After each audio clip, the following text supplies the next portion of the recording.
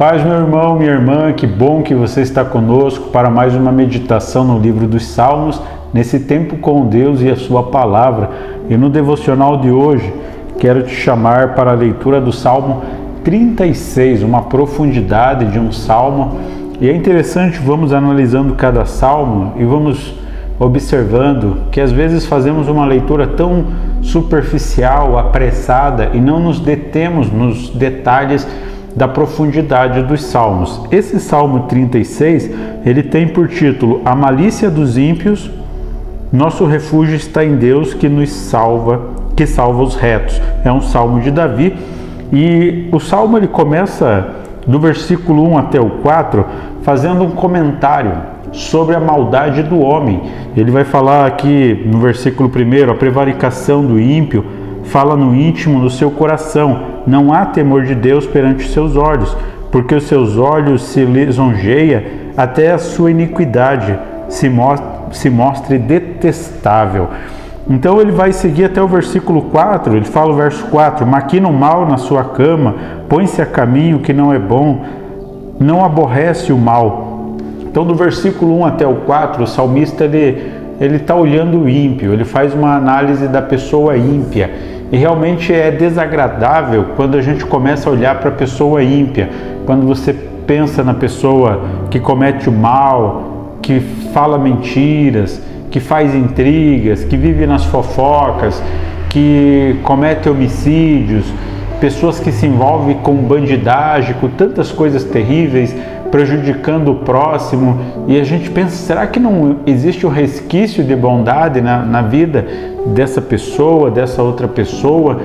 E isso nos causa desconforto, nos causa o mal. E Davi faz essa análise sobre a vida das pessoas ímpias, que não têm o temor de Deus. O temor de Deus é você pensar em Deus e ter aquela conotação, o que Deus pensa a respeito das minhas atitudes? E tem pessoas que vivem como se não houvesse uma eternidade de céu ou inferno. Para elas tanto faz. Tem pessoas que cometem atitudes que dá a impressão que para elas está tudo certo, está tudo bom. Esse é o coração do ímpio, esse é o coração da pessoa que não teme a Deus. Mas Davi, na sua meditação nesse salmo muito profundo, ele agora tira a visão do ímpio e olha para cima e contempla ao Senhor. Ele faz o contraste aqui. E é então que ele vai dizer aqui, do versículo 5 até o versículo 10, ele vai fazer menções do caráter santo, amoroso e bondoso de Deus.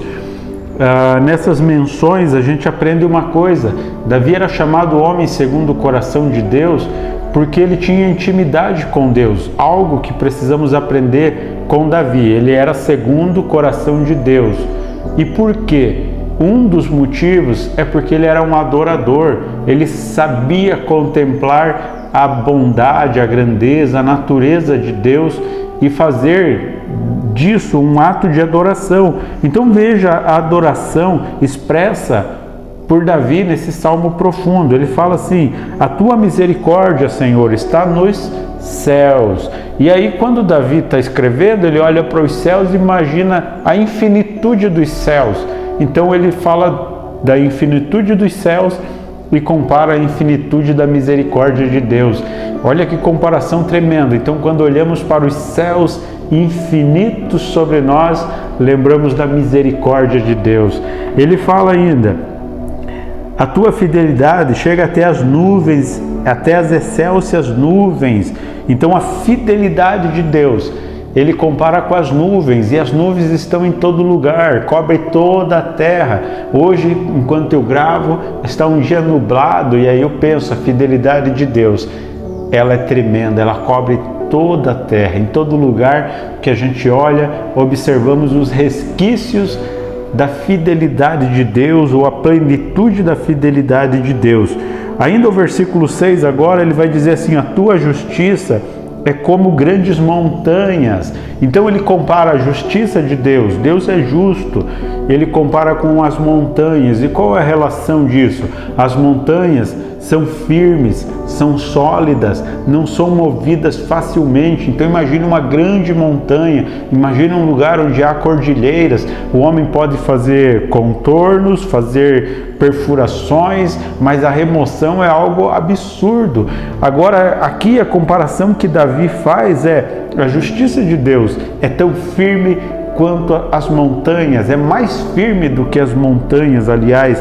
Então ele faz a comparação, e outra comparação, ele diz assim: os teus juízos são grandes abismos, ou algumas traduções falam como a profundeza do mar. Então o juízo de Deus é profundo, é insondável. Exatamente, um dia Deus julgará cada ser humano.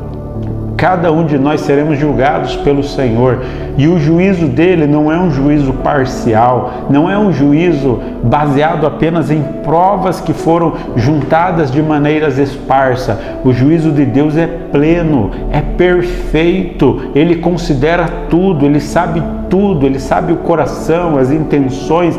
Deus sabe tudo, e é isso que ele está dizendo: o teu juízo é como a profundeza dos mares, é insondável, é pleno o juízo de Deus. E isso é maravilhoso, porque no mundo que vivemos, os ímpios cometem as injustiças e muitas vezes eles saem ilesos, eles saem sem nenhuma penalidade, mas haverá um dia em que eles estarão diante do juízo perfeito de Deus e da justiça perfeita de Deus.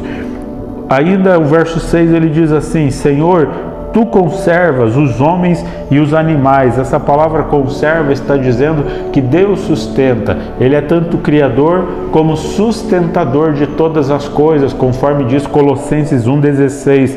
O verso 7: quão preciosa é, ó Deus, a tua benignidade. A benignidade está falando do amor ativo e leal de Deus. E ele diz: a tua benignidade é preciosa, e por isso os filhos dos homens se abrigam à sombra das suas asas. Então imagine a comparação que Davi faz de forma poética, quando um pássaro aninha seus filhos debaixo das suas asas para protegê-los, e ele diz: os teus filhos são dessa forma, estão debaixo da tua proteção. Agora imagine a proteção perfeita e magnífica que Deus tem para nós.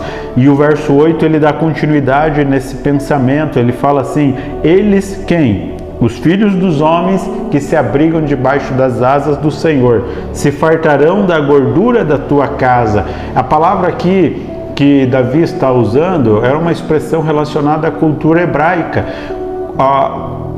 Quando se sacrificava um animal, matava um animal para alimentação, a parte da gordura era mais nobre, muitas vezes era utilizada principalmente nos banquetes especiais. Lembra lá da história do filho pródigo? Quando ele retorna, o pai manda buscar o bezerro cevado com uma camada de gordura, porque ficou na engorda. Então essa expressão hebraica que ele está usando é que Deus nos fartará do melhor.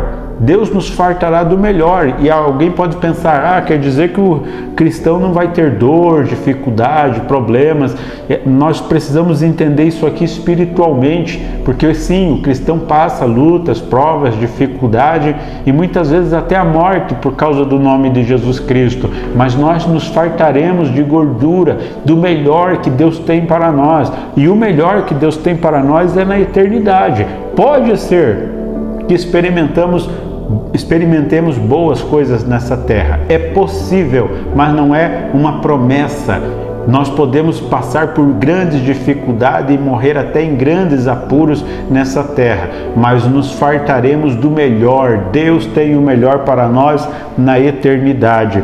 E ele fala aqui: fará beber da corrente das tuas delícias, ou da corrente das tuas delícias. Ele está falando aqui de fonte de água pura, água cristalina, do manancial da vida, como ele vai dizer no verso 9: porque em ti está o manancial da vida, e na tua luz veremos a luz. Ou seja, na luz de Deus veremos a luz. A luz aqui fala verdade, justiça e a revelação de Deus. Na luz de Deus, enxergaremos o que é verdade, justo e o que Deus tem a nos revelar. E ele vai ao verso 10 e diz assim: estende a tua benignidade sobre os que te conhecem e a tua justiça sobre os retos de coração.